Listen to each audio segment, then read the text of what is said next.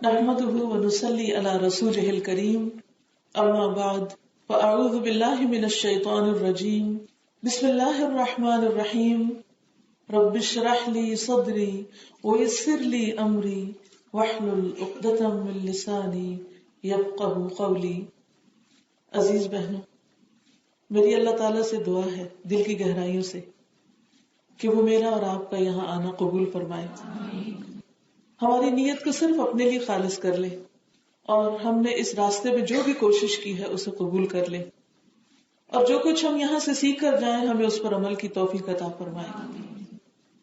آج انشاءاللہ العزیز میں آپ کے ساتھ نیک اعمال کی قبولیت کی شرائط پہ بات کروں گی کہ نیک عمل کب قبول ہوتے ہیں، نیک عمل کا فائدہ کب ہوتا ہے. کیونکہ بعض اوقات ہم یہ کہتے ہیں کہ ہم نے بہت دعائیں کی، ہماری دعائیں نہیں سنی گئی، ہم نے اتنے صدقہ خیرات کیے لیکن اس کا کوئی فائدہ ہی نہیں ہوا، ہم نے اتنی نمازیں پڑھی لیکن ہمارا کام ہوا ہی نہیں. تو اب ہم نہ نماز پڑھتے ہیں، نہ ذکر کرتے ہیں، نہ صدقہ کریں گے، ہم اب کچھ نہیں کریں گے کیونکہ ہمیں اس کا کوئی فائدہ نہیں. یہ تو دنیا کی بات ہے.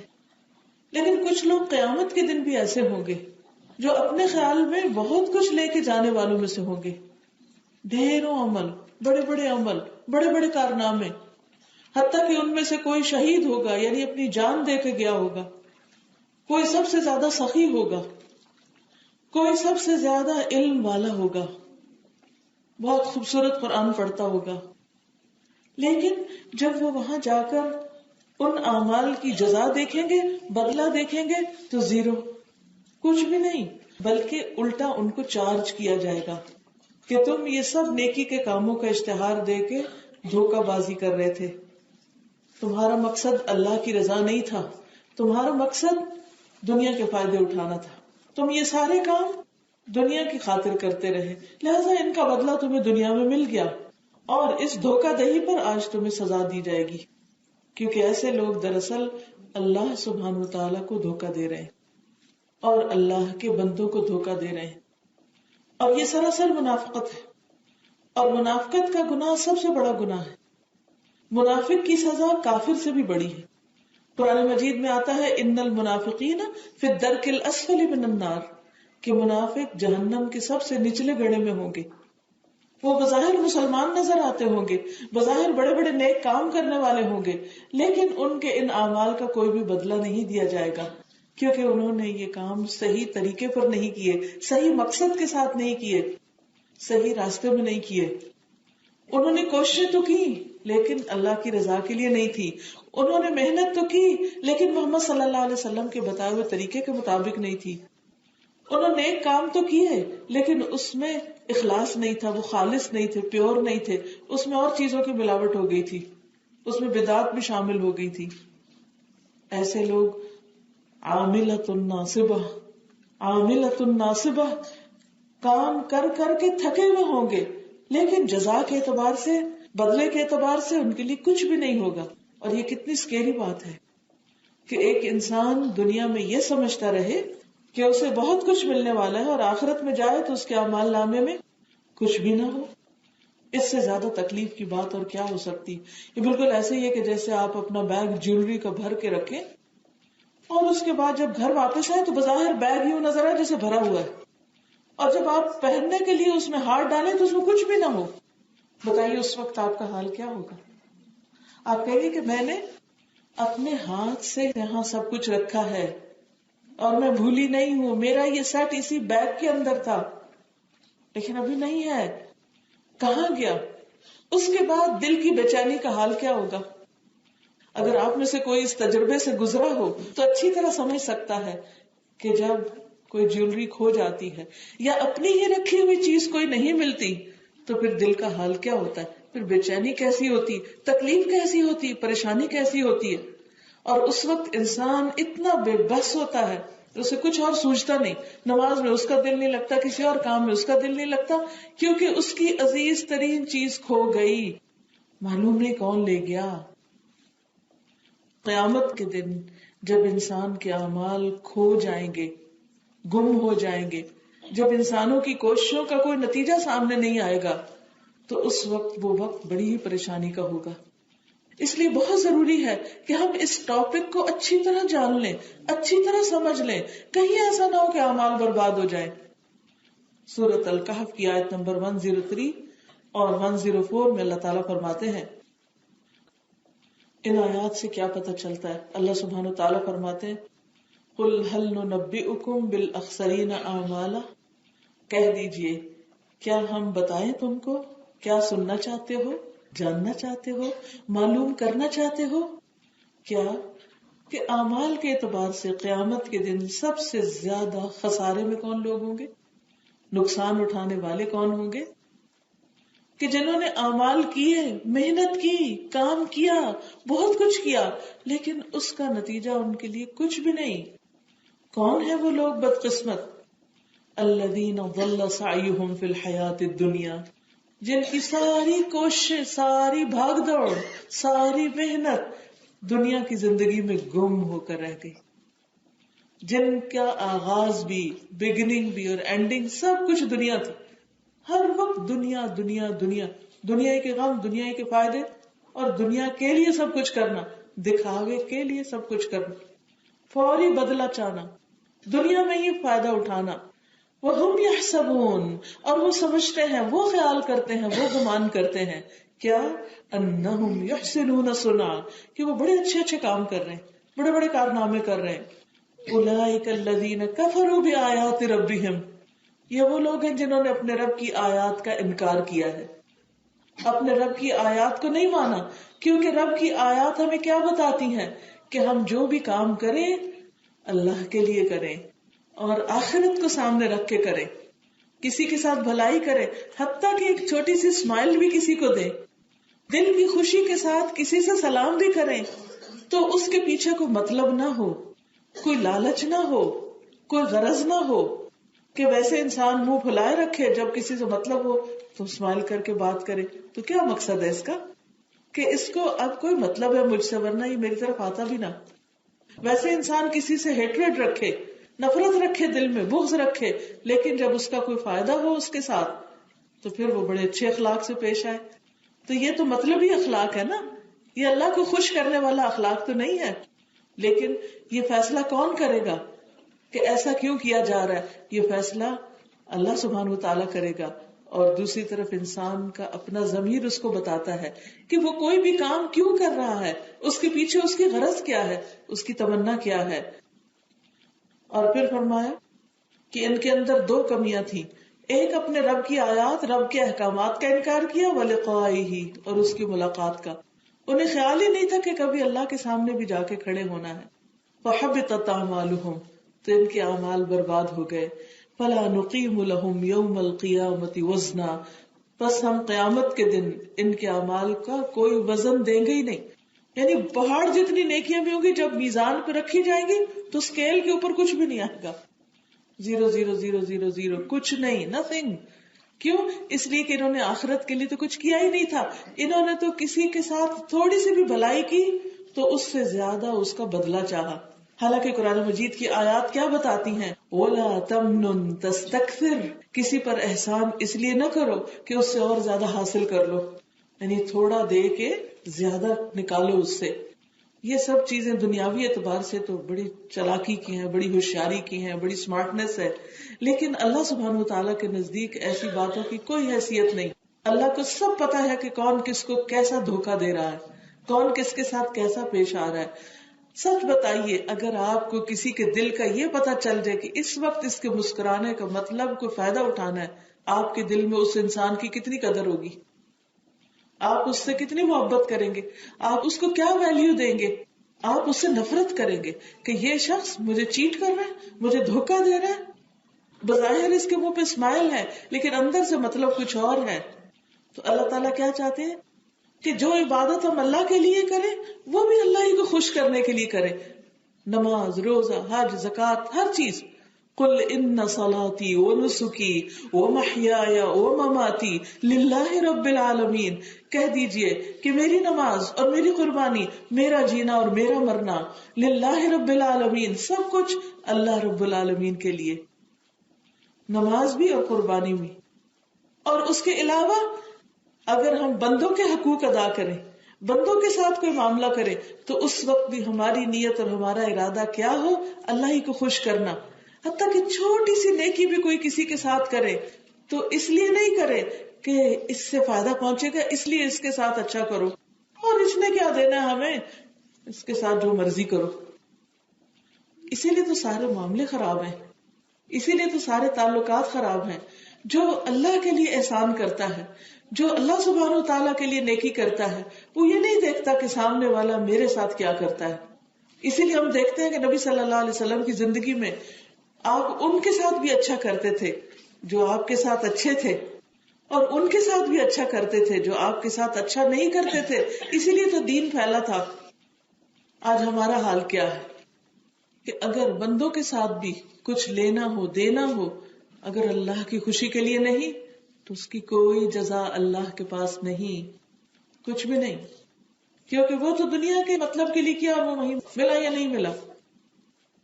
تو جو شخص اللہ کے لیے کرتا ہے وہ کبھی ڈس ہارٹ نہیں ہوتا، اس کا ہارٹ فنکشن کرتا رہتا ہے، وہ پھر بھی مطمئن رہتا ہے کیونکہ اس نے کس کے لیے کیا؟ اللہ کے لیے کیا. اور جب اللہ کے لیے کیا تو کیا اللہ اپنے بندے کے لیے کافی نہیں؟ الیس اللہ بکاف عبدہ، کیا اللہ اپنے بندے کو کافی نہیں؟ کیا وہ اس کو اس کا بدلہ نہیں دے سکتا کہ بندے کے نہ دینے پہ اس کا دل ٹوٹ گیا؟ اس نے بندے کو کیوں اپنا رازق سمجھا تھا؟ غلطی تو اس کی اپنی ہے کہ اس کی ساری توقعات، اس کی ساری ایکسپیکٹیشنز بندوں سے تھی، اور بندے تو خود محتاج اور فقیر. بندے کیا دے سکتے ہیں؟ اس لیے عام طور پر خاندانوں کے اندر، بہن بھائیوں کے اندر، شوہر بیوی کے اندر، رشتہ داروں کے اندر معاملے خراب ہی اس لیے ہوتے ہیں، تعلقات بگڑتے اس لیے ہیں کہ ایک دوسرے سے ٹو مچ ایکسپیکٹیشن ہوتی، اور ذرا سا ان کے ساتھ اچھا کرے تو جواب میں فوراً چاہتے ہیں اپریسیشن ملے. جب انسان کہتا ہے مجھے اللہ سے چاہیے تو وہ اللہ بندوں کے دل میں بھی ڈال دیتا ہے، کیونکہ اللہ تعالیٰ اسباب سے دیتا نا تو وہ بندوں کے اندر بھی ڈال دیتا، بندے بھی پھر بھلا کرنے لگتے. اور اگر اللہ تعالیٰ کی حکمت اس میں ہو کہ اس شخص کو میں خود ہی دوں گا، بندوں سے نہیں دلوانا، تو اس میں بھی بڑی خیر ہے.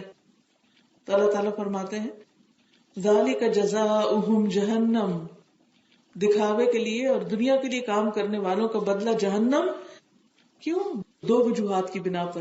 نمبر 1، بما کفروا، کہ انہوں نے انکار کیا، واتخذوا آیاتی ورسلی ہزوا، اور میری آیات اور رسولوں کا مذاق اڑایا، ان کا ادب نہیں کیا، دین کا مذاق اڑایا. اس کا نقصان کیا ہوا؟ اس کا نقصان یہ ہے کہ ان کے لیے آخرت ہمیشہ کے لیے برباد ہو گئی. تو عمل کی قبولیت کے لیے ایک شرط ایمان ہے، دوسری شرط ادب ہے. اللہ کا ادب، رسول اللہ صلی اللہ علیہ وسلم کا ادب، قرآن کا ادب، حدیث کا ادب، صحابہ کرام کا ادب، علماء کا ادب، والدین کا ادب، یہ سب ہمارے دین کا حصہ ہے. بڑوں کو رسپیکٹ دینا دین کا حصہ ہے. اور یہ بھی کون دے گا؟ جس کے دل میں اللہ کا ڈر ہوگا، جو اللہ کے لیے کرنے والا ہوگا. اسی لیے فرمایا ان الذین آمنوا، بے شک وہ لوگ جو ایمان لائے، وعملوا الصالحات، اور انہوں نے اچھے اچھے کام کیے، کانت لہم جنات الفردوس نزلا، ان کے لیے فردوس کے باغ ہیں مہمانی کے طور پر. کیوں؟ اس لیے کہ انہوں نے دنیا میں صبر کیا اور اپنا سب کچھ آخرت کے لیے جمع کراتے رہے. خالدین فیہا، وہ اس میں ہمیشہ رہیں گے. لا یبغون عنہا حولا، وہ وہاں سے ٹلنا بھی نہ چاہیں گے، ہلنا بھی نہیں چاہیں گے، کہیں اور جانا نہیں چاہیں گے، وہاں کوئی بوریت نہیں ہوگی. بعض لوگ کہتے ہیں نا اچھا جنت میں چلے گئے تو وہاں تو پھر رہنا ہی رہنا بور ہو جائیں گے. دنیا میں بیماریوں، بڑھاپے، تکلیفوں کے باوجود ہم کیا چاہتے ہیں؟ چند دن اور ہو جائیں، اور مل جائیں، اور زندہ رہ لے. اس لیے آپ دیکھیں کسی کے بوڑھے سے بوڑھے والدین بھی فوت ہوتے ہیں، وہ بھی روتے ہیں، ہائے وہ دنیا سے چلے گئے. کیوں بھائی؟ جانا ہی تھا، اس میں پریشانی کی کیا بات ہے؟ لیکن ایک رشتہ ہوتا ہے نا، ایک تعلق ہوتا ہے، تو جدائی از آلویز پینفل. تو اگر اتنی تکلیف بھری دنیا سے نہیں جانا چاہتے تو جنت سے کون جانا چاہے گا؟ یہ صرف ایک دھوکہ ہے شیطان کا جو انسان کے اندر وہ ڈالتا ہے. بہرحال ہم میں سے ہر شخص یہ چاہتا ہے کہ اس کی کوششوں کی قدر کی جائے، اس کو اپریشیٹ کیا جائے، اس کو کام کرنے پر معاوضہ ملے، اسے کچھ حاصل ہو. اسی لیے آپ ورک کرتے ہیں نا, اسی لیے آپ جابس کرتے ہیں, اسی لیے آپ گھر سے نکلتے ہیں. تو اسی طرح ہم میں سے ہر ایک کیا چاہتا ہے کہ اسے نیک اعمال کرنے پر بدلہ ملے. ہم سب چاہتے ہیں. سب نے جواب نہیں دیا. کیا جی کہنا بھی مشکل ہے. نیکی کے کام میں انتظار نہیں کرتے, ایک دوسرے سے آگے نکلنے کی کوشش کرتے ہیں. پہلے مجھے جانا ہے جنت میں چاہتی ہوں کہ سب سے پہلا گروپ جو ہو میں اس میں شامل ہوں انشاءاللہ تعالی. ہم سب اپنے لیے یہی تمنا رکھیں. اللہ کے لیے کچھ مشکل نہیں. ٹھیک ہے ہمارے عمل اچھے نہیں, لیکن ہم اللہ سے امید تو رکھ سکتے ہیں نا, پھر اللہ تعالیٰ ہمیں ویسے کاموں کی بھی توفیق دے دے گا. لیکن جب ہم نیکی کے کاموں پیچھے پیچھے پیچھے رہتے ہیں تو اللہ تعالیٰ بھی سب سے پیچھے ڈال دے. اچھا بیٹھو ادھر, پھر تمہاری باری بھی آ جائے گی. کتنے خوش قسمت ہوں گے وہ لوگ جو سب سے پہلے جنت میں داخل کیے جائیں گے اور سب سے اعلیٰ درجے پہ چلے جائیں گے, جنت الفردوس, جس کی چھت جو ہے رب کا عرش ہے, قریب ترین, جس کے لیے آسیہ علیہ السلام نے, جو فرعون کی بیوی تھی, انہوں نے دعا کی تھی. عورت کی دعا, عورت بھی بڑی عقل مند ہو سکتی. کبھی اپنے آپ کو انڈر ایسٹیمیٹ نہیں کیا کرے کہ ہائے ہائے اب تو مجھے کچھ یاد نہیں, ہائے مجھے تو سمجھ نہیں آتا. نہیں, یہ باتیں نیگیٹو کر کر کے ہم جو کر سکتے وہ بھی نہیں کر پاتے. وہ کتنی عقل مند تھی, کتنا بڑا سودا کیا, دنیا کے محلات نہیں مانگے. ہم میں سے اکثر عورتوں کا شوق دنیا کے گھر ہوتا ہے, ایسا گھر مل جائے, ایسا ڈیکوریٹ کروں, ایسا انٹیریئر ہو, فلاں چیز ہو, فلاں چیز. شادی سے پہلے بھی لڑکیاں خواب دیکھتی ہیں, بعد میں بھی جب تک ان کی پسند کا گھر نہیں مل جاتا ان کو چین نہیں آتا, ساری زندگی اسی حسرت میں رہتے. اپنا گھر ہو. اللہ کے پاس تو بڑے بڑے گھر ہیں لیکن ان کی قیمت بڑی ہے نا. تو انہوں نے دعا کی تھی کہ قیمت تو اتنی ہے کوئی نہیں, لیکن دعا کرتے ہیں رب ابن لی عندک بیتا فی الجنہ, اے میرے رب میرے لیے جنت میں اپنے پاس گھر بنا دے, اپنے قریب ترین, وہاں کوئی انتظار نہ کرنا پڑے. دنیا میں آپ دیکھیں ذرا بھی کیوں لمبی ہو تو آپ گھبرا اٹھتے ہیں کہ ہائے اب پتہ نہیں کب میری باری آئے گی, حالانکہ آ ہی جاتی ہے نا, ہر کیوں ختم ہو جاتی. لیکن اس وقت بھی ہمارا کیا دل ہوتا ہے جلدی سے آگے نکل جائیں, پہلا نمبر ہمارا ہو. تو اگر ہم آخرت پر یقین رکھتے اور ہم سمجھتے ہیں کہ حساب کتاب کا ایک دن ہے, اور ہم سمجھتے ہیں کہ ہم بھی وہاں کھڑے ہوں گے, اور ہم سمجھتے ہیں کہ ہمیں اس وقت ٹھنڈی چھاؤں چاہیے اور آرام دہ گھر چاہیے اور جلدی حساب چاہیے اور بلا حساب جنت میں داخل ہو جائیں, تو اس کے لیے ضروری ہے کہ ہم نمبر 1 اچھے کام کریں, اور نمبر 2 ان شرائط کو پورا کریں جو اچھے کاموں کے لیے. وہ کیا شرائط ہیں؟ سب سے پہلی شرط ایمان ہے. کفر کے ساتھ نیک عمل قبول نہیں ہوتے, خواہ کتنے بڑے کیوں نہ ہو. نمبر 2 اخلاص ہے کہ خالص اللہ کے لیے کام ہو. نمبر 3 اتباع رسول صلی اللہ علیہ وسلم, کیونکہ قرآن مجید میں آتا ہے کہ تمہارے لیے رسول اللہ صلی اللہ علیہ وسلم خوبصورت نمونہ, اسوہ حسنہ ہے, اور ہمیں بھیجا گیا احسن عمل کے لیے, نیک کاموں کے لیے, اچھے اچھے کاموں کے لیے. تو اچھے کام کرنے کے لیے ہمیں ایک اچھا معیار چاہیے, اسٹینڈرڈ چاہیے. کون سی کوالٹی؟ A1. دنیا میں اعمال کے اعتبار سے A1 یا A1+ کون ہے؟ محمد الرسول اللہ صلی اللہ علیہ وسلم. ایک یہ ہے کہ ہم اپنے ہی خود ساختہ کچھ معیار بنا لیں, سیلف میڈ کرائٹیریا, یہ بھی اچھا ہے, وہ اچھا ہے, یہ بڑا اچھا لگ رہا ہے, یہ میرے دل کو اچھا لگ رہا ہے, یہ میری عقل کو اچھا لگ رہا ہے, یہ دنیا کو اچھا لگ رہا ہے. نہیں بھائی, میرا تو ایرا کچھ نہیں. یہاں تو دیکھا جائے گا کیا تمہارا عمل محمد رسول اللہ صلی اللہ علیہ وسلم کے عمل کے قریب تھا. اپنی نمازوں کو دیکھ لیجئے, روزے کو دیکھ لیجئے, حج کو دیکھ لیجئے, زکوٰۃ کو دیکھ لیجئے, معاملات کو دیکھ لیجئے, باقی چیزوں کو دیکھ لیجئے. اگر وضو ہی کرنا ہے تو ایک یہ ہے کہ اپنی مرضی سے وضو کرتے رہیں, اور ایک وضو جو ہے 10 دفعہ دھوئیں, اور ایک یہ ہے کہ محمد رسول اللہ صلی اللہ علیہ وسلم کے طریقے پر دھوئیں, جس میں 3 دفعہ سے زیادہ دھونے کو زیادتی کہا گیا, ناپسندیدہ قرار دیا گیا. یعنی کہ جیسے چہرہ 3 دفعہ ہم دھوتے ہیں, لیکن اگر کوئی کہے نہیں میں 4 دفعہ دھوؤں گا کیونکہ میری تسلی 4 دفعہ سے ہوتی, تو اس نے محمد رسول اللہ صلی اللہ علیہ وسلم کے طریقے سے اختلاف کیا, اس سے آگے بڑھ کے کام کیا. ہاں یہ الگ بات ہے کہ صابن لگا رہ گیا تو پھر انسان کو یہ نہیں کہا کہ نہیں صابن لگا رہنا چھوڑ دو, یہ ریجیڈیٹی بھی نہیں. تو کسی اکا دکا ایک آدھ دفعہ اگر 3 دفعہ سے بات نہیں بنی تو صرف صابن اتارنے کی نیت سے 4تھی دفعہ کر لے. یہ نہ سوچے کہ میرا طریقہ زیادہ بہتر ہے, وہاں تو 3 ہے میں تو 4 کر رہی ہوں, میں تو آگے ہوں. آپ آگے نہیں نکل سکتے. محمد الرسول اللہ صلی اللہ علیہ وسلم سے آگے نکلنے کی اجازت نہیں. کیوں؟ اس لیے کہ سورۃ الحجرات میں اللہ سبحانہ وتعالیٰ نے واضح طور پر یہ بات ہمیں بتا دی ہے کہ تم رسول اللہ صلی اللہ علیہ وسلم کی اسوہ حسنہ کی پیروی کرو، ان سے آگے نہیں نکلو. مثلا اللہ تعالیٰ فرماتے ہیں اے لوگو جو ایمان لائے ہو، لا تقدموا بین یدی اللہ ورسولہ، اللہ اور اس کے رسول سے آگے نہ بڑھو. جو انہوں نے لمٹ مقرر کر دی ہے کسی بھی کام کے لیے اس پر رک جاؤ، اس سے آگے مت جاؤ. واتقوا اللہ، اور اللہ سے ڈرو. ان اللہ سمیع علیم، بے شک اللہ سننے والا جاننے والا ہے. یا ایھا الذین آمنوا، اے لوگو جو ایمان لائے ہو، لا ترفعوا اصواتکم فوق صوت النبی، اپنی آوازوں کو نبی کی آواز سے بلند نہ کرو، ان کے سامنے اونچا مت بولو. ولا تجہروا لہ بالقول، اور ان کو بلند آواز سے مت پکارو. کجہر بعضکم لبعض، جس طرح تم آپس میں ایک دوسرے کو آوازیں دیتے ہو، یعنی چلا کے، شاؤٹ کر کے، زور سے بول کے. کیوں؟ ان تحبط اعمالکم، کہیں تمہارے اعمال برباد نہ ہو جائیں. وانتم لا تشعرون، اور تمہیں شعور بھی نہ ہو، تمہیں پتہ بھی نہ ہو. ان الذین یغضون اصواتهم عند رسول اللہ، بے شک وہ لوگ جو رسول اللہ صلی اللہ علیہ وسلم کے پاس اپنی آواز کو پست رکھتے ہیں. اولئک الذین امتحن اللہ قلوبهم للتقوی، اللہ نے ان کے دلوں کو تقوی کے لیے جانچ لیا ہے کہ واقعی یہ متقی لوگ ہیں، یعنی ان کو پرکھ کے دیکھ لیا ہے. لہم مغفرۃ واجر عظیم، ان کے لیے بخشش اور اجر عظیم ہے. تو اس سے کیا بات پتہ چلتی ہے کہ ہمیں نبی صلی اللہ علیہ وسلم کا ادب کرنا ہے، احترام کرنا ہے. اور وہ احترام کیا ہے کہ ہم ان سے آگے نہ بڑھیں، ان کے حکم، ان کے کام، ان کے طریقے، ان کی سنت کو چھوڑ کر کچھ اور نہ کریں. اپنی سنتیں مت بنا لیں، ان کو چھوڑ کر کسی اور کی پیروی نہ شروع کر دیں. کیونکہ بعض لوگ یہ کہتے ہیں ہاں ہم قرآن کو تو مانتے ہیں لیکن ہم حدیث کو نہیں مانتے. حالانکہ سوچا جائے کہ حدیث کو ماننے کا حکم کس نے دیا ہے؟ وہ بھی اللہ تعالیٰ نے دیا. رسول اللہ صلی اللہ علیہ وسلم کی اطاعت کا حکم بھی اللہ تعالیٰ نے دیا.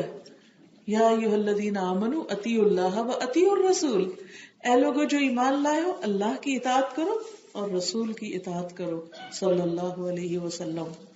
ان کی بات مانو، ان کی فرما برداری کرو، ان کے پیچھے پیچھے چلو. اگر تم ایسا کرو گے تو تمہیں اللہ کی محبت ملے گی. قل ان کنتم تحبون اللہ فاتبعونی، آپ ان سے کہہ دیجئے اگر تم اللہ سے محبت رکھتے ہو تو میری پیروی کرو، میرے فٹ سٹیپس پہ چلو. یحببکم اللہ، اللہ تم سے محبت کرے گا. یعنی جس کو یہ چاہیے کہ اللہ تعالیٰ اس سے محبت کرے تو وہ اپنے اعمال کس کی طرح کر لے، کس کے پیچھے چلے، کس کو لیڈر مانے، کس کو فالو کرے؟ محمد الرسول اللہ کو. وَيَغْفِرْ لَكُمْ ذُنُوبَكُمْ، فائدہ کیا ہوگا؟ اللہ کی محبت ملے گی اور وہ تمہارے گناہوں کو معاف کر دے گا. تو ہمارے دل میں کیا جذبہ ہونا چاہیے کہ ہم اپنی زندگی کو نبی صلی اللہ علیہ وسلم کے طریقے کے مطابق گزاریں گے.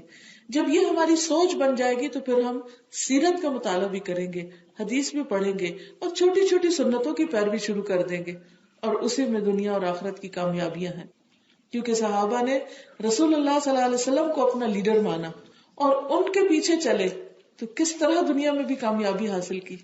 آج مسلمان کیوں ذلیل ہو رہے ہیں، کیوں رسوا ہو رہے ہیں؟ اس لیے کہ ہم نے اخلاق نبوی چھوڑ دیا، ہم نے آپ جیسی نمازیں چھوڑ دی، آپ کی طرح کے روزے چھوڑ دیے، آپ کی طرح کے باقی معاملات چھوڑ دیے اور ان چیزوں میں اپنی مرضیاں شروع کر دی. تو اس لیے بہت ضروری ہے کہ ہم اچھے عمل کے لیے نبی صلی اللہ علیہ وسلم کا طریقہ اور پیٹرن فالو کریں. چوتھی چیز احسان. کوئی بھی اچھا کام اللہ کے لیے اس طرح کرے گویا ہم اللہ تعالیٰ کو سامنے دیکھ رہے ہیں، اور اگر یہ ناممکن ہو، یہ خیال نہ آئے دل میں، ایسا سمجھ میں نہ آئے، تو یہ ہمیشہ دھیان میں رہے کہ اللہ تعالیٰ مجھے دیکھ رہا ہے، ہی از واچنگ می. کسی بھی شخص کا کام بہترین ہو سکتا ہے اگر اس کو یہ احساس رہے کہ اللہ مجھے دیکھ رہا ہے. مثلاً اس وقت آپ کا فوکس، آپ کی توجہ اور زیادہ اچھی ہو جائے گی اللہ کی بات پر اگر آپ کو یہ خیال آ جائے کہ اللہ مجھے دیکھ رہا ہے، میں اس کے لیے یہاں آئی ہوں، کسی کو دکھانے کے لیے نہیں، کسی کی تعریف کے لیے نہیں، کسی کی چاہت کے لیے نہیں، بلکہ اللہ کی رضا کے لیے. اور وہ فرشتوں کو کہے گا اس بندی کا ایک ایک قدم لکھ لو, ایک ایک ایفرٹ لکھ لو, اس نے گاڑی میں جو پیٹرول لگایا اس کو بھی لکھ لو کہ اس میں کتنے پیسے لگے تھے اس کے. یہ اگر اپنے ساتھ کسی اور کو بھی لے کر آئی تو وہ بھی لکھ لو. ہر قدم پہ اجر لکھا جائے گا. لیکن اگر آپ صرف اس لیے آ رہے ہیں کہ اچھا وہ فلاں نے بلایا اب نہ گئی تو مائنڈ کرے گی, نہیں بھائی, بندوں کے لیے نہیں, اللہ کے لیے. اور اگر دل میں پہلے خیال تھا تو اب نکال دیں, اب صاف کر لے اپنا دل کہ نہیں یار اب سوری, میں تو آپ ہی کے لیے آئی ہوں اور اب میں کسی انسان سے نہیں ڈروں گی, صرف آپ سے ڈروں گی کیونکہ آپ مجھے دیکھ رہے ہیں کہ میں کتنی مشکل سے گھر سے نکلی ہوں, کیا کچھ چھوڑ کے نکلی ہوں, اپنا آرام, نیند, گھر کے کام کاج, اپوائنٹمنٹس, حتیٰ کہ جاب سے بھی چھٹی لی, اور کتنی ساری قربانیاں کر کے میں آئی ہوں. کیا صرف کسی بندے کی تعریف کے لیے؟ نہیں, یہ تو بہت چھوٹی سی چیز ہے, ہو سکتا ہے وہ تعریف ہی نہ کرے, پھر کیا فائدہ ہوا, کچھ بھی نہیں ملا. تو عمل میں سچائی اس وقت ہوتی ہے جب انسان یہ سوچ کے کام کرتا ہے اور خوش رہتا ہے میرا رب مجھے دیکھ رہا ہے, اندھیرے میں بھی دیکھتا ہے, دن کو بھی دیکھتا ہے, رات کو بھی دیکھتا ہے, چلنا پھرنا اٹھنا بیٹھنا سب دیکھ رہا ہے, میں کیا کر رہی ہوں, کیوں کر رہی ہوں, کیسے کر رہی ہوں. آپ دیکھیے کہ ہم پیپل کانشیس ہوتے ہیں نا, کہ ہمارے حجاب بالکل ٹھیک ہو, اس میں کوئی بل نہ ہو, کوئی چیز نہ لگی ہو, کیونکہ سب دیکھ رہے ہیں مجھے, کہ اگر کچھ لگا ہوا تو اٹ ول لک بیڈ, اور باقی یہاں سے بھی ٹھیک ہو. کتنی دفعہ آئینہ دیکھتے ہیں, اچھا کوئی ایسی چیز تو نہیں نظر آ رہی, اچھا یہ بھویں ٹھیک ہیں, اچھا گلاسز بالکل صحیح والی ہیں, کوئی اس میں تو نہیں کچھ لگا ہوا, چہرے پہ کوئی بال تو نہیں ہے, ہاتھ بھی صحیح ہے, اور صحیح انگوٹھی سامنے کو نگ ہے, اور یہ اس سے میچ ہو رہی ہے, وغیرہ وغیرہ. صرف ایک دفعہ لوگوں کے سامنے آنا ہو تو ہم اتنے پیپل کانشیس ہوتے ہیں, ہر چیز دیکھ رہے ہوتے ہیں. کیا اللہ کا مقام ہمارے دل میں لوگوں جتنا بھی نہیں کہ جب ہم نماز کے لیے کھڑے ہوں تو ہم چیک کریں, اچھا میرے بال ڈھکے ہوئے ہیں, پورے میرے بازو ڈھکے ہوئے ہیں, میں رکوع اچھی سے کر رہی ہوں, پوری کمر اچھی طرح جھکا رہی ہوں, سجدہ اچھی طرح کر رہی ہوں, میرا رب مجھے دیکھ رہا ہے, میں کیا کر رہی ہوں. کیونکہ کچھ لوگ لوگوں کے سامنے تو نماز پڑھیں گے لمبی کر کے, اور اکیلے ہوں گے تو چھڑپ چھڑپ کر کے بات ختم. لوگوں سے ڈرتے ہو, لوگوں سے حیا ہے, اللہ سے نہیں. جزا کس سے لینی ہے؟ لوگوں سے, لوگ بدلا دیں گے, نہیں اللہ سے لینا ہے. تو ہر وقت یہ احساس رہے اللہ مجھے دیکھ رہا ہے, تو آپ کے کھانا پکانے میں, آپ کے کپڑے پہننے, آپ کی ہر چیز میں خوبصورتی آ جائے گی. کیونکہ بندے تو پتہ نہیں دیکھے بھی یا نہیں, ان کو تو یاد رہے یا نہ رہے کہ آپ کہاں کیا پہن کے گئے تھے, لیکن اللہ تعالیٰ کو تو بہت اچھی طرح یاد ہے اور رہے گا, اور وہ ریکارڈ ہو جائے گا ہمیشہ کے لیے آپ نے اللہ کے لیے کیا پہنا, کیا کیا. کیا پہنا کا مطلب میرا یہ نہیں کہ بہت میچنگ والا سوٹ اللہ تعالیٰ کو چاہیے ہمارا, پہنا تو مطلب یہ ہے کہ کس جگہ جا رہے اور وہاں کیا پہننا چاہیے. یعنی اگر ہم بازار میں جا رہے ہیں تو ہمیں کیسے ڈریس اپ ہونا ہے, اور یہ بندوں کے لیے نہیں, اللہ کے لیے. اللہ تعالیٰ کو پسند نہیں کہ ایک مسلم عورت اپنے حجاب کے بغیر جائے وہاں. تو جس کو یہ فکر ہوگی کہ میرا رب مجھے دیکھتا ہے, وہ بندوں کے حساب سے حجاب نہیں کرے گا, وہ کس کے مطابق حجاب کرے گا؟ اللہ تعالیٰ کے. ابھی تو بہت دفعہ ہم حجاب کرتے بھی ہیں, لیکن ہم یہ کانشیس ضرور ہوتے کہ لوگ کیسے دیکھیں گے ہم کو, کس طرح کا حجاب ہو, لوگوں کو کیا پسند آ رہا, چاہے وہ اللہ تعالیٰ کی مرضی کے مطابق ہو یا نہ ہو. تو جب کام اللہ کی مرضی کے مطابق ہوتا ہے تو پھر وہ ان حدود اور ان ساری شرائط اور ان ساری کنڈیشنز کو پورا کرتا ہے جو اللہ نے سیٹ کی ہمارے لیے, اور وہی چیز اس کو احسن بناتی, خوبصورت بناتی. 5ویں چیز ہے احتساب. اس کا مطلب ہوتا ہے اجر کی نیت سے کام کرنا, کہ اس کا ریوارڈ مجھے اللہ دے گا. کیونکہ شیطان ہمارے دل میں ہمیشہ مایوسی ڈالتا ہے, وہ یہ کہتا ہے کہ پتہ نہیں تمہارا عمل قبول ہوگا کہ نہیں ہوگا, اور تمہیں کیا ضرورت ہے جنت کی, بس اللہ کی رضا کافی ہے. نہیں بھی, اللہ تعالیٰ نے خود جنت مانگنے کے لیے کہا کہ جب تم اللہ سے جنت کا سوال کرو تو جنت الفردوس مانگو, صرف جنت نہیں, اعلیٰ ترین جنت مانگو. کیونکہ جتنی بڑی چیز کوئی مانگے گا پھر اس کے لیے اتنی محنت بھی کرے گا, اتنی تیاری بھی کرے گا, اتنی ایفرٹ لگائے گا. تو بڑے ٹارگیٹس ہمیں دیے. 6ٹھی چیز یہ ہے عمل میں سچا ہونا, عمل میں سچائی. اور عمل میں سچائی کا مطلب یہ ہے کہ انسان جس نیک کام کا ارادہ کرے اس میں اس کا ارادہ صرف اللہ کو راضی کرنا ہو. آخرت میں جزا چاہنا. سورۃ بنی اسرائیل میں اللہ تعالیٰ فرماتے ہیں من اراد الآخرۃ، جس نے آخرت کا ارادہ کر لیا کہ یہ سب کچھ میں اپنے آخرت کے گھر کے لیے جمع کر رہی ہوں، یہ سب کچھ میں اپنی قبر کے گھر، قبر کا جو بیڈ روم ہے اس کو سجانے کے لیے خرچ کر رہی ہوں. مثلا آپ اپنے بیڈ روم کے لیے کچھ لاتے ہیں تو کوشش کیا کریں کہ اتنے پیسے یا اس سے کچھ کم یا اس سے کچھ زیادہ جو توفیق ہو صدقہ بھی کیا کریں ساتھ کے ساتھ. اچھا یہ تھا دنیا کے لیے، یہ ہے آخرت کے لیے بھی. دنیا کا بھی اگر اللہ کی خاطر کریں گے، صحیح چیز کریں گے، اس کا بھی اجر ہوگا. مثلاً آپ گروسری کر رہے ہیں تو آپ اس میں ایک پیکٹ ایکسٹرا دال مثلا لے لیں، ایکسٹرا دودھ لے لیں، ایکسٹرا کوئی چیز لے لیں، اور وہ آپ کو معلوم ہے کہ آپ کے قریب ایسا کوئی ہوم ہے یا کوئی ایسا ادارہ ہے یا چیریٹی کی کوئی ایسی جگہ ہے کہ جہاں پر آپ اس کو دے سکتے ہیں. مثلا ہم نے الہدیٰ کینیڈا میں ایک ڈپارٹمنٹ بنایا ہوا ہے سوشل ویلفیئر کا، کہ جس میں بچیوں کے لیے ہم نے بڑے بڑے ڈرمز رکھے ہوئے ہیں اور ان کو یہ بتایا ہوا کہ مثلا آپ اگر گروسری ویکلی کرنے جاتے ہیں تو اس میں 1-2 پیکٹ چاہے چاول، چاہے دال، چاہے گھی، چاہے کوئی بھی چیز صدقے کے لیے ساتھ ہی خرید لیں اپنی آخرت کے لیے. اور جب آئیں اگلے دن اسکول میں بیگ لے کر آئیں اور ساتھ وہ جو آپ نے اللہ کے لیے خریدا نا وہ آپ اس ڈرم میں ڈال دیں. جب ویکینڈ آتا ہے، فرائیڈے آتا ہے، تو پھر ہم کیا کرتے ہیں، وہ ساری چیزیں نکال کے ان کی سارٹنگ کر کے تو کچھ فیملیز کو راشن پرووائڈ کرتے ہیں. ہوم لیس پیپل، ایسے لوگ کہ جن کے اوپر مشکلات ہیں، وہ اپنا کھانا پینا نہیں کر سکتے. اب اس میں کیا ہے، بعض اوقات آپ نے دیکھا ہوگا کہ ہم اپنے لیے 1.5 ٹرالی بھر لیتے ہیں، گھر لا کے اپنی پینٹری بھر دیتے ہیں اور پھر کچھ عرصے کے بعد دیکھتے ہیں اوور ڈیٹ. ایک چیز اٹھائی تھرو کی بن میں، دوسری بن میں، تیسری بن میں، چلو جی اسپرنگ کلیننگ ہو گئی، سب کچھ صاف ہو گیا، پھر چلے جاتے ہیں پھر اور بھرنے اور پھر وہی پروسیس دہراتے ہیں. کیا جو بن میں جا رہا ہے اس کا کوئی اجر و ثواب ہے؟ نہیں نا. تو اب یہ میں نے چھوٹی سی اگزامپل اس لیے آپ کو دی کہ چھوٹی سی کوئی ایفرٹ آپ پلان کر لیں اپنے پرسنل لائف کے لیے بھی، اپنے اوپر باندھ لیں کہ ہر دفعہ جب میں گروسری کرنے جاؤں گی تو کوئی ایک چیز کسی اور کے لیے بھی خریدوں گی. پھر اپنے آس پاس ویسینٹی میں، ادھر ادھر کمیونٹی میں کہیں نہ کہیں ایسے لوگ ہوتے ہیں کہ جو اپنی ضروریات خود پوری طرح پوری نہیں کر سکتے، تو ان کے لیے آپ خاموشی کے ساتھ مہینے بھر میں ایک پیک تیار کر سکتے ہیں اور جا کے ڈیلیور کر سکتے ہیں، کسی اور کو دے سکتے ہیں.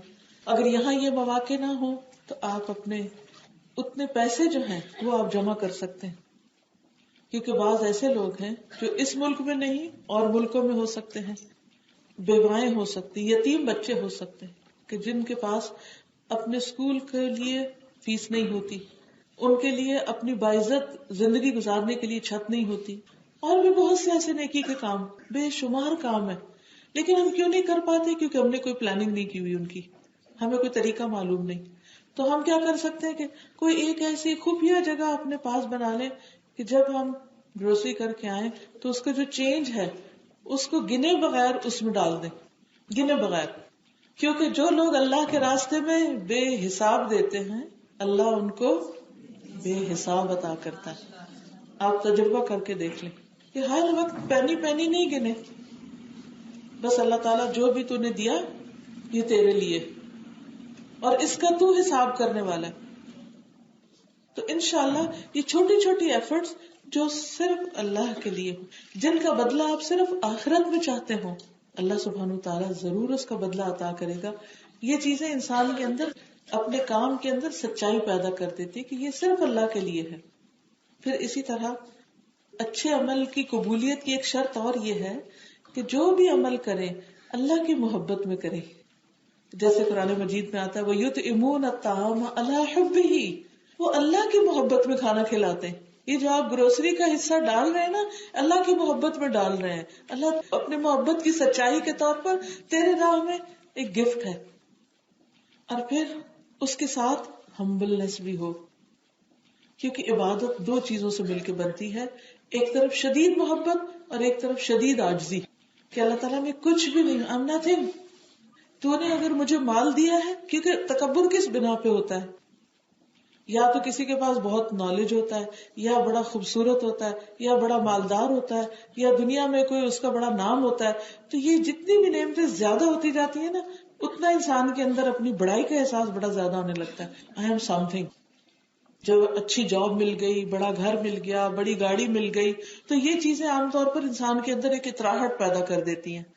اس سے بچنا بڑا ضروری ہوتا ہے، کیونکہ یہ انسان کی ساری نیکیوں کو برباد کر دیتی ہیں. قارون کے پاس کیا کم خزانے تھے، لیکن جب وہ اترا کے نکلا تو اللہ تعالیٰ کو بہت غصہ آیا اس پر، اور اس کو زمین میں دھسا دیا. قیامت تک نیچے نیچے نیچے نیچے ذلیل ہوتا جائے گا. حالانکہ کہتے ہیں بہت بڑا عالم تھا تورات کا، بہت کچھ جانتا تھا، لیکن اس کا علم بھی اللہ کو نہیں چاہیے، اس کا سٹیٹس اور مال دولت نہیں چاہیے، کیونکہ یہ اگر ہمارے پاس کچھ بھی ہے، کس نے دیا؟ اللہ نے دیا ہے نا. وہ کسی اور کو بھی دے سکتا تھا. تو جب اللہ نے دیا ہے تو اللہ کی راہ میں خرچ کرنا ہے، اللہ کی پسند کے مطابق خرچ کرنا ہے. اور جب اللہ کی پسند کے مطابق کرنا ہے تو اللہ کی محبت پہ کرنا ہے. آپ دیکھیے جس سے انسان کو محبت ہوتی ہے اس کے لیے انسان کیا خرچ کرتا ہے؟ سب سے قیمتی چیز، سب سے بہترین چیز، سب سے اچھی چیز.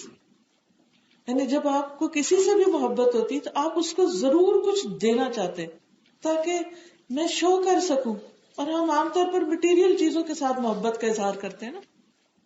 حالانکہ ضروری نہیں ہوتا کہ مٹیریل ہی ہو. کسی کی کیئر، کسی کی خدمت، کسی کے کام آنا، کسی کی بیماری میں اس کا خیال کرنا، کسی کے پاس علم نہیں تو اس کو علم دینا، کوئی بیمار ہے تو اس کا علاج کروا دینا. یعنی کوئی بھی طریقہ ہو سکتا ہے اپنی اس محبت کے اظہار کا. تو جب اللہ تعالیٰ سے ہمیں سچی محبت ہوتی تو ہم اس کے اظہار کے لیے کچھ نہ کچھ کرتے رہتے ہیں، دائیں بائیں آگے پیچھے، چھوٹا بڑا، ہر موقع سے فائدہ اٹھانے کی کوشش کرتے ہیں. اور ہمارے دل کا کنیکشن اللہ کے ساتھ ہوتا ہے. اللہ تیرے لیے، اللہ تیرے لیے، اللہ تیرے لیے. خاص طور پہ جب ایسے لوگ دیتے ہیں جو پلٹ کے شکریہ بھی نہیں کہتے، تو ایسے ہی لوگ اللہ کے محبوب ہوتے ہیں. وہ کیا کرتے ہیں؟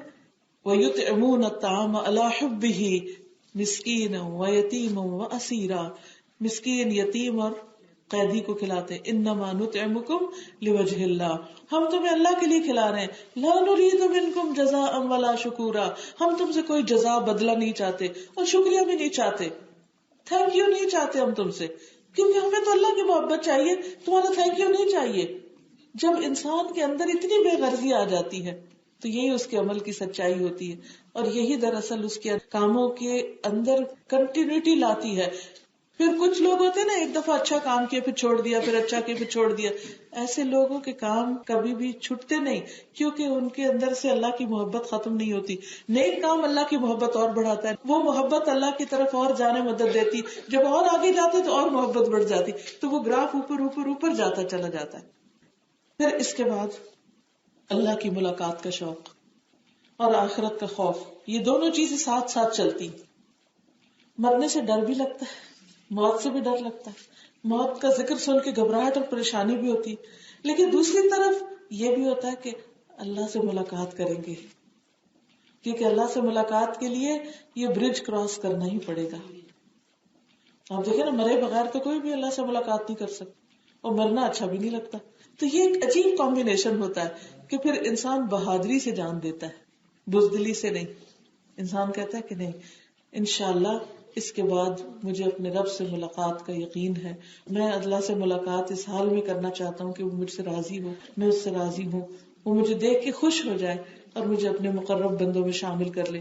یہ ایسی شدید اس کی خواہش بن جاتی ہے کہ پھر وہ دنیا کی ہر چیز اس کے لیے قربان کرنے کو تیار ہو جاتا ہے، حتیٰ کہ وہ اپنی جان بھی دے دیتا ہے. اسی لیے شہید کا مرتبہ ہر چیز سے بڑھ کر ہے. 9ویں چیز ہے اللہ کی کتاب، یعنی قرآن مجید جب پڑھے تو اس کا اثر قبول کرے، اور کسی بھی نیک کام کو اللہ کا حکم سمجھ کے کرے. کسی بزرگ یا استاد یا ٹیچر یا آرگنائزیشن یا کسی پیر فقیر یا کسی اور کا حکم سمجھ کے نہیں کرے. مثلا آج آپ یہ سن رہے ہیں تو جا کے اگر کوئی بھی عمل کرنے لگے تو آپ کہ یہ میرے اللہ کا حکم ہے، اللہ تعالیٰ کی محبت میں کر رہی ہوں. یہ نہیں کہ وہ ڈاکٹر فرد نے کہا تھا اس لیے کر رہی ہوں. نو، میرا حکم سمجھ کے کوئی کام نہیں کرنا. سب کچھ کس لیے کرنا ہے؟ اللہ کی رضا، اللہ کی محبت اور اللہ کے حکم اور رسول اللہ صلی اللہ علیہ وسلم کی پیروی میں. کیونکہ جو شخص اس طریقے پر کام کرتا ہے وہ اپنے عمل میں پکا رہتا ہے. ورنہ کیا ہوگا، جس وقت ڈاکٹر فرد سامنے ہوگی تو آپ کام کر لیں گے، جب وہ چلی جائے گی تو کام چھوڑ دیں گے. تو وہ کام پائیدار نہیں ہوتے، وہ آپ کو فائدہ بھی کیا دے سکتی. بہت ویک فاؤنڈیشن ہوتی ہے جب انسان انسانوں کے لیے کام کر رہا ہوتا ہے. یا ان کے کہنے پہ کام کر رہا ہوتا ہے. وہ بہت پہلے ضیاء الحق قاسمی کا ایک آرٹیکل تھا، ابا جی کی نماز. ابا جی کی نماز کیا ہے کہ جب ابا جی کہیں تو نماز پڑھ لیں، اور جس دن ابا جی گھر پہ نہ ہو یا وہ کہنا بھول جائیں یا وہ سو کے نہیں اٹھے تو نماز ہی کوئی نہیں. دھکا دے دے کے دوسرے پیچھے پڑھ کے یہ کام کرائیں تو کام کرے، نہ کہے تو کام ہی نہ کرے. ایسے نہیں، اللہ تعالیٰ ہر وقت دیکھتا ہے، ہر وقت سنتا ہے. لا تأخذہ سنۃ ولا نوم، نہ اس کو نیند آتی ہے نہ اونگ آتی ہے. ہم سو رہے ہوتے ہیں وہ جاگ رہا ہوتا ہے، ہم بھول جاتے ہیں وہ یاد رکھتا ہے. تو اس لیے کسی بھی اچھے کام کے لیے مضبوط بنیاد پر بنائیں. فاؤنڈیشن اچھی ہونی چاہیے تاکہ آپ ویک نہ ہو، شیکی نہ ہو، اور آپ کے اچھے عمل کی بنیاد نیچے نہ آ پڑے.